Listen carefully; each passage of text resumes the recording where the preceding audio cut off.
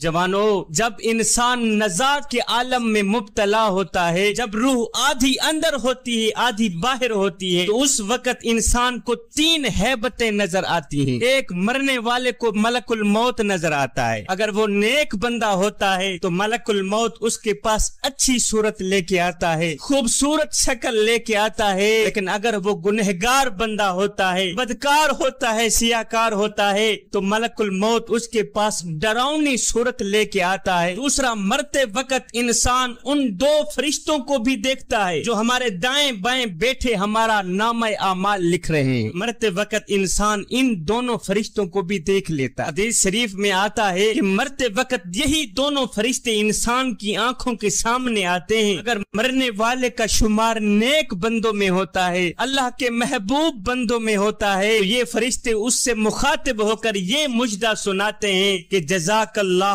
خیرا، جزاک اللہ خیرا، اے مرنے والے خدا تیرا بھلا کرے، خدا تیرا بھلا کرے کہ ہمارے سامنے تو نے بہت سی بندگی کی ہے، تو نے اللہ کو بھی راضی کیا، اس کے رسول کو بھی راضی کیا، راتوں کی تنہائیوں میں اٹھ اٹھ کے قرآن پڑھتا رہا، اللہ کو راضی کرتا رہا، اس کے رسول کو راضی کرتا رہا۔ اے اللہ کے نیک بندے، خدا تیرا بھلا کرے۔ اور اگر مرنے والا نیک بندہ نہیں ہوتا، گنہگار ہوتا ہے، بدکار ہوتا ہے، سیاکار ہوتا ہے، تو یہی دونوں فرشتے اس سے مخاطب ہو کر کہتے ہیں، ہیو نادان لا جزاک اللہ خیرا، حق تعالیٰ تیرا بھلا نہ کرے، نہ کرے، نہ کرے، اس لیے کہ تو نے ہمارے سامنے بہت سے گناہ کیے، بہت سی تقصیریں کی، مظلوموں پر ظلم کرتا رہا، غریبوں کا حق مارتا رہا، مسجد کے نزدیک نہ گیا، قرآن کے قریب نہ گیا، ساری زندگی شیطان کی پوجا کرنے میں گزار دی، ساری زندگی غفلت میں گزار دی۔ اے مردود انسان، خدا تیرا بھلا نہ کرے، خدا تیرا بھلا نہ کرے۔ میرے حضور علیہ الصلوۃ والسلام نے فرمایا کہ مرتے وقت انسان کو یہ بات معلوم ہو جاتی ہے کہ اس نے جنت میں جانا ہے یا جہنم میں جانا ہے، اس کا ٹھکانہ جنت ہے یا دوزخ ہے۔ جو شخص نیک ہوتا ہے، متقی پرہیزگار ہوتا ہے، تو اسے ملک الموت کہتا ہے کہ اے خدا کے دوست، خدا کے حکم سے میں تجھے جنت کی بشارت دیتا ہوں۔ اور اگر کوئی گنہگار بندہ ہوتا ہے، سیاکار بندہ ہوتا ہے، تو ملک الموت اسے کہتا ہے کہ اے خدا کے دشمن، میں خدا کے حکم سے تجھے دوزخ کی بشارت دیتا ہوں۔ جب مرنے والا دوزخ کی بشارت سنتا ہے تو اسے خوف اور رنج کے ملے جلے جذبات گھیر لیتے ہیں، نزاع کی سختی بڑھ جاتی ہے، اور وہ سسک سسک کے پانی مانگتا ہے کہ مجھے پانی دو، لیکن زبان ہلنے سے قاصر ہو جاتی ہے، اس کی روح آدھی اندر ہوتی ہے آدھی باہر ہوتی ہے، کہتا ہے ہائے یا اللہ، او مجھے موت دے دے، مجھے موت دے دے۔ قصہ مختصر کہ اس گنہگار بندے کی روح بڑی ہی سختی سے نکلتی ہے۔ میرے حضور علیہ السلام نے فرمایا کہ کوئی بھی شخص دنیا سے نہیں نکلتا جب تک وہ یہ جان نہ لے کہ اس کا ٹھکانہ جنت ہے یا جہنم ہے۔ مرنے والے کے لیے بات یہ بھی ہے کہ اسے معلوم ہو جاتا ہے کہ وہ جنت میں جائے گا یا جہنم میں جائے گا۔ میرا اللہ فرماتا ہے کل نفس ذائقۃ الموت، ہر جاندار ایک نہ ایک دن موت کا ذائقہ چکھنے والا ہے۔ جوانو، دنیا کی زندگی چند روزہ ہے، دنیا سرائے فانی ہے، ہم نے یہاں سے ایک نہ ایک دن کوچ کر جانا ہے۔ یہ دنیا کی زندگی محض ایک کھیل تماشا ہے۔ ابن آدم میرا مال میرا مال میرا مال کرتا رہتا ہے، مگر اے ابن آدم، تیرا مال صرف وہی ہے جسے تو نے کھا کر ہضم کر لیا، تیرا مال صرف وہی ہے جسے تو نے پہن کر بوسیدہ کر دیا اور صدقہ دے کر ساتھ لے گیا، بس یہی تیرا مال ہے۔ میاں، زیادہ ہائے ہائے کرنے کی کوئی ضرورت نہیں ہے۔ میرے حضور علیہ السلام نے فرمایا مجھے دنیا سے کیا سروکار۔ دنیا کی مثال تو ایسی ہے جیسے کوئی سوار گرمی کے دنوں میں سفر کرے اور کسی درخت کے سائے میں کچھ دیر آرام کرنے کے بعد سوار ہو کر چل دیے۔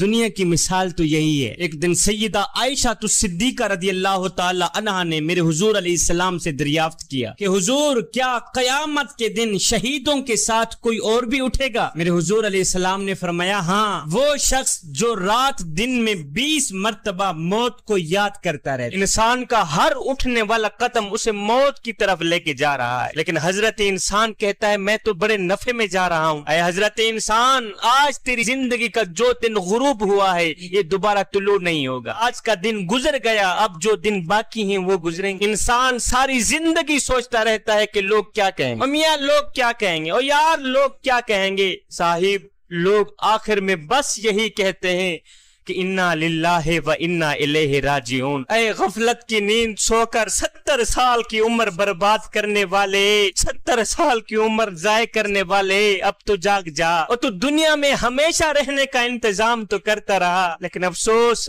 آخرت کی کبھی بھی فکر نہ کی، آخرت کی کبھی بھی پرواہ نہ کی، اور تجھے پتہ نہیں ہے قیامت کے بازار میں نیک اعمال کے مطابق ہی مرتبے ملیں گے۔ اگر اعمال اچھے ہوں گے تو جزا ملے گی، اگر اعمال اچھے نہیں ہوں گے تو پھر سزا ہی سزا، پھر شرمندگی ہی شرمندگی۔ چلو جو ہو گیا سو ہو گیا، اب جو دن باقی ہیں انہی دنوں میں اپنے کریم رب کے ساتھ اپنا معاملہ درست کر لے، پکی توبہ کر کے اللہ کا محبوب بندہ بن جا۔ اگر 50 درہم سے 5 درہم ضائع ہو جائیں کتنا صدمہ پہنچتا ہے، کتنی تکلیف ہوتی ہے کہ 5 درہم ضائع ہو گئے، اور نادان تو نے تو 50 سال کی عمر ضائع کر دی، ابھی تک تجھے خود پر افسوس کیوں نہیں ہوا؟ حکیم لقمان نے کہا تھا کہ گناہوں والی زندگی جینے سے تو بہتر ہے بندہ مر جائے، کیونکہ مرنا کوئی جرم تو نہیں ہے۔ اے بندے، اگر مردہ بول سکتا ہوتا تو چیخے مار مار کے تجھے بتاتا کہ ہونٹوں کو ذکر الہی سے بند رکھنے کا نقصان کیا ہے۔ ایک بوڑھا چیختا ہوا، چلاتا ہوا، دوڑتا ہوا ایک حکیم صاحب کے پاس آیا، آ کر کہتا ہے حکیم صاحب مجھے دیکھیے مجھے کیا ہو گیا ہے، ایسے لگتا ہے جیسے میرے پاؤں کیچڑ میں پھنس گئے ہوں، اور جیسے میرے پاؤں کیچڑ میں پھنس گئے ہوں۔ یہ سن کر حکیم صاحب نے کہا بابا جی اب دنیا سے ہاتھ اٹھا لے، اس لیے کہ اس کیچڑ سے تو اب تو قیامت کو ہی نکلے گا۔ جس کیچڑ میں تیرے پاؤں پھنسے ہیں، جس بیماری میں تیرے پاؤں پھنسے ہیں، اب دنیا سے اپنا ہاتھ اٹھا لے، اب اپنے کریم رب کے ساتھ اپنا معاملہ درست کر لے، اس لیے کہ اس کیچڑ سے تو اب تو قیامت کو ہی نکلے گا۔ جوانو، یہ دنیا جس کی محبت میں ہم غرق ہیں، جس کے عشق میں ہم فنا ہیں، جس کی خوبصورتی اور چمک دھمک سے ہم متاثر ہیں، جس کو حاصل کرنے کے لیے نہ ہم دن دیکھتے ہیں نہ رات دیکھتے ہیں، نہ سردی دیکھتے ہیں نہ گرمی دیکھتے ہیں۔ جوانو، تمہیں پتا ہے کہ اس دنیا کی حقیقت کیا ہے؟ اس دنیا کی حقیقت کیا ہے؟ میرے اللہ نے قرآن میں ارشاد فرمایا ہے کہ لوگو، دنیا کھیل تماشے کے سوا کچھ بھی نہیں۔ دنیا کھیل ہے، دنیا تماشا ہے۔ یہ ہے دنیا کی حقیقت کہ دنیا کھیل تماشے کے سوا کچھ بھی نہیں، دنیا فانی ہے۔ کسی نے سچ کہا تھا کہ دنیا کی یہ زندگی سپر مارکیٹ کی طرح ہے، اس میں گھومیے پھریے، جو چاہے خرید کر ٹرالی بھر لیجئے، لیکن اس بات کو ہمیشہ یاد رکھیے کہ کیشیئر کے پاس بھی جانا ہے، ان چیزوں کا حساب بھی دینا ہے۔ یہی مثال اس دنیا کی ہے۔ جوانو، یہ دنیا جس پر ہم فریفتہ ہیں، اس کو ریت سے تشبیہ دی گئی ہے، ریت سے تشبیہ دی گئی ہے، جس کو پیاسا شخص دور سے پانی سمجھتا ہے اور اس کی طلب میں دوڑتا بھاگتا چلا جاتا ہے، اور جب یہ پیاسا انسان اس کے پاس پہنچتا ہے تو وہ ریت کے سوا کچھ نہیں پاتا، ریت کے سوا کچھ حاصل نہیں کرتا، یہاں تک کہ بھاگتا دوڑتا وہ پیاسا ہی مر جاتا ہے۔ جوانو، یہی حال اس دنیا کا ہے کہ حضرت انسان اس دنیا کو حاصل کرتا کرتا مر ہی جاتا ہے۔ میرے حضور علیہ السلام نے فرمایا، ابن آدم میرا مال میرا مال میرا مال ہی کرتا رہتا ہے، مگر اے ابن آدم، تیرا مال صرف وہی ہے جسے تو نے کھا کر ہضم کر لیا، تیرا مال صرف وہی ہے جسے تو نے پہن کر بوسیدہ کر دیا اور صدقہ دے کر ساتھ لے گیا، بس یہی تیرا مال ہے۔ زیادہ ہائے ہائے کرنے کی کوئی ضرورت نہیں، زیادہ دنیا کے پیچھے بھاگ دوڑ کرنے کی کوئی ضرورت نہیں۔ دنیا کے پیچھے بھاگو گے تو مارے جاؤ گے، دنیا کی محبت اپنے دل میں رکھو گے تو مارے جاؤ گے۔ جس شخص کے دل میں دنیا بس جاتی ہے، اس شخص کے دل میں اللہ کی محبت، اس کے رسول کی محبت کبھی آ ہی نہیں سکتی۔ جوانو، اگر دل میں اللہ کی محبت بسانا چاہتے ہو، اگر دل میں اس کے رسول کی محبت بسانا چاہتے ہو، تو پھر دنیا کی محبت دل سے نکالنا ہی پڑے۔ حضرت حسن بصری کی ایک مریدنی تھی، اس کا ایک بیٹا تھا جو بہت ہی گنہگار تھا، بدکار تھا، سیاہکار تھا، شرابی تھا، زانی تھا۔ دنیا میں کوئی ایسا گناہ نہیں تھا جو اس نے نہ کیا ہو. ساری زندگی اس نے غفلت میں گزار دی. ساری زندگی وہ اپنے کریم رب کو ایک سجدہ بھی نہ کر سکا. آئے زندگی کا سورج ڈھل گیا, زندگی اوکھی سوکھی گزر گئی. جب زندگی کی آخری سانسیں آئی, یہ نوجوان بیمار ہو گیا. اتنا بیمار ہوا کہ موت کے سائے منڈلانے لگے. پکا یقین ہو گیا کہ اب میں نہیں بچ سکتا. وہ دیکھو موت کا فرشتہ نظر آ رہا ہے. اسے بھی پتا تھا کہ میں کتنا گنہگار ہوں, کتنا بدکار ہوں, کتنا سیاہکار ہوں. اس نے اپنی بڑی ماں کو کہا, ماں میں نے ساری زندگی غفلت میں گزار دی ہے, ساری زندگی غفلت میں ڈوبتے ہوئے برباد کر دی ہے. اب میری موت کا وقت قریب آ گیا ہے. ایک کام تو کر, جا اپنے پیر حضرت حسن بصری کے پاس, اسے جا کے کہے کہ میرا بیٹا مرنے سے پہلے آخر میں اپنی ایک چھوٹی سی خواہش آپ کی بارگاہ میں رکھ کے گیا ہے. وہ یہ ہے کہ میرا بیٹا چاہتا ہے کہ میرے مرنے کے بعد آپ ہی آئیں گے, میرا جنازہ پڑھائیں گے. اما جی جب حضرت حسن بصری جنازہ پڑھانے آئیں گے تو یہ بھی ظاہر ہے کہ اس کے ساتھ اس کے مریدین و معتقدین بھی آئیں گے, اور باقی نہیں 2-4 بندے اکٹھے تو ہو جائیں گے. نہیں تو میں گنہگار ہوں, بدکار ہوں, سیاہکار ہوں. اگر میں ایسے ہی مر گیا تو کوئی بھی میرا جنازہ پڑھنے نہیں آئے گا. یہ بڑی ماں اٹھی, دوڑتے ہوئے بھاگتے ہوئے گئی اپنے پیر کے پاس. حضرت حسن بصری کا جا کے دروازہ کھٹکایا. حضرت حسن بصری باہر نکلے. ہاں بڑھیا.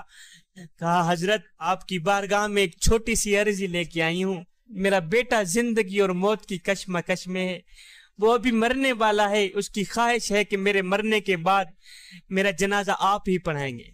حضرت حسن بصری نے فرمایا, او ہو بڑھیا, میں تو تیرے بیٹے کا جنازہ ہرگز نہیں پڑھاؤں گا. تیرا بیٹا گنہگار ہے, بدکار ہے, سیاہکار ہے, گندا ہے, خلیز ہے, شرابی ہے, یہ ہے وہ ہے. اس نے ساری زندگی اپنی کریم رب کی ذات کو ایک سجدہ بھی نہیں کیا. میں تو اس کا جنازہ ہرگز نہیں پڑھاؤں گا. یہ سنتے ہی بڑھیا روتی ہوئی چیختی ہوئی واپس اپنے گھر میں آئی. دیکھا بیٹا زندگی اور موت کی کشمکش میں ہے. جا کر کہا, بیٹے کاش کہ اگر تو نے زندگی میں ایک اچھا عمل بھی کیا ہوتا, ایک نیک عمل بھی کیا ہوتا, آج میرے پیر و مرشد تیرا جنازہ پڑھانے سے انکار نہ کرتے. بیٹے تو نے ساری زندگی اللہ کی نافرمانی میں گزار دی. مرشد کے جنازہ نہ پڑھانے کی خبر سن کر یہ گنہگار شخص مرتے ہوئے بولا. کہا ماں مجھے ایک بات تو بتا. کہا جی بیٹے میں قربان تیری جوانی پر.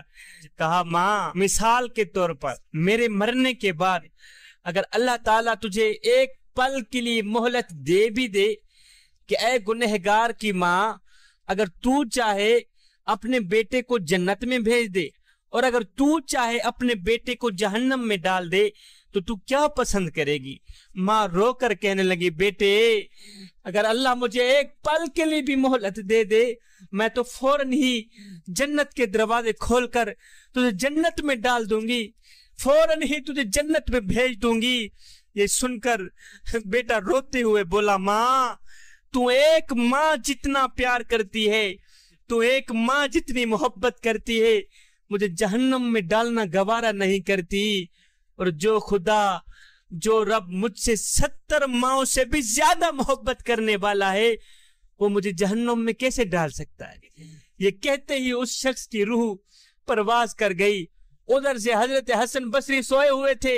خواب میں کسی کہنے والے نے کہا, او حسن بصری تو یہاں سویا ہوا ہے, اور جا میرا یار فوت ہو گیا ہے, جا کے اس کو غسل دے, اس کو کفن دے, اس کا جنازہ پڑھا. عرض کی وہ کون سا یار؟ کسی کہنے والے نے کہا, تیری مریدنی کا بیٹا, وہ جو گنہگار تھا, بدکار تھا, سیاہکار تھا. اوہ وہ تو شرابی تھا, وہ تو زانی تھا, آپ کا یار کیسے بن گیا؟ کہا یار اسی وجہ سے بنا ہے, وہ جنت کا حقدار اس وجہ سے بن گیا ہے کہ مرتے وقت اس کی زبان سے ایک جملہ نکلا ہے کہ میرا رب مجھ سے 70 ماؤں سے بھی زیادہ محبت کرنے والا ہے. اللہ اکبر, 70 ماؤں سے بھی زیادہ محبت کرنے والا ہے. وہ گنہگار شخص میرے کرم کا سہارا لیتے مرا ہے, وہ گنہگار شخص میری رحمت کا سہارا لیتے مرا ہے. اور جو گنہگار بھی جو شخص بھی میری رحمت کا سہارا لیتا ہے، میرے کرم پہ نظر رکھتا ہے، میری رحمت پہ نظر رکھتا ہے، تو پھر میں اپنی رحمت کے صدقے اسے بخش نہ دوں، یہ میری رحمت گوارا ہی نہیں کرتا۔ ہائے خشیت الہی میں آ کر خوف کی وجہ سے آنکھوں میں سے ایک آنسو نکلا تھا، ابھی ایک آنسو زمین پر نہیں گیا تھا، اللہ نے